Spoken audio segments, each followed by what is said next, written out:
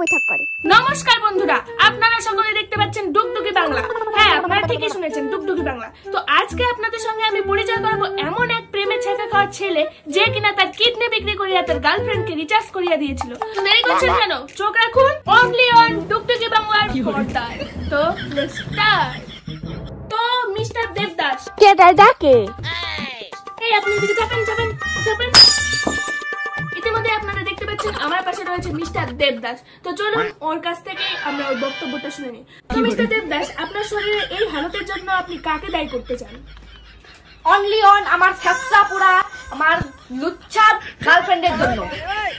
আচ্ছা, তো শুনলেন, only on only girlfriend.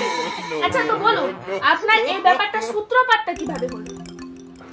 Mukesh Ambani রিচার্জের দাম প্রচুর বাড়িয়ে দিয়েছে, সেই জন্য আমার লুচ্ছার আর ছাত্রা গার্লফ্রেন্ড আমার কাছে রিচার্জ করাতে চেয়েছিল, কিন্তু আমার কাছে রিচার্জ করানোর মতো টাকা ছিল না। এতটাই রিচার্জের দাম বাড়িয়ে দিয়েছে, তাই আমি আমার কিডনি বিক্রি করে রিচার্জ করে দিয়েছি। এখন সে আমাকে ধোকা দিয়ে চলে গেছে। তো আপনারা শুনতে পারলেন, এই ভালোবাসা ভালোবাসা জিনিসটা কত দূর পর্যন্ত নিয়ে যেতে পারে। সে কিনা কিডনিটাও বিক্রি করে দিয়েছে।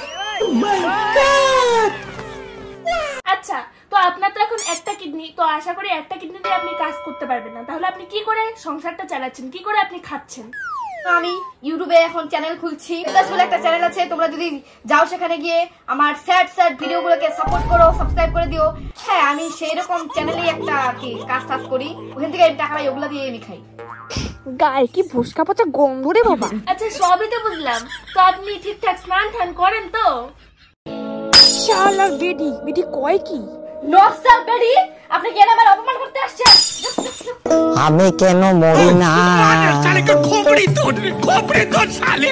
শালার বেডি, এক বেডি আমার জীবন নষ্ট করছে, আরেক বেডি আইছে আমার মান সম্মান নিবার ইন্টারভিউ নিবার।